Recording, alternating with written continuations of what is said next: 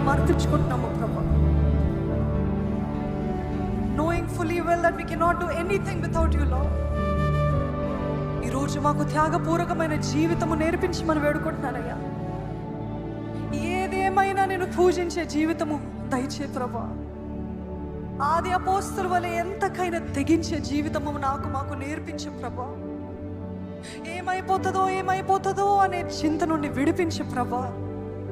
ఈరోజు నీ బిడ్డలు ఎటువంటి భారముతో, ఎటువంటి వేదంతో, ఎటువంటి నొప్పితో, ఎటువంటి కన్నీటితో వచ్చినప్పటికీ పరిశుద్ధాత్మ దేవా నీవే ఆదరణకర్తవి, నీవే ఆదరించయ్యా, బలపరచు ప్రభా, లేవనెత్తయ్యా, శక్తిని దయచే ప్రభా, ముందుకు సాగే కృపను దయచే ప్రభా.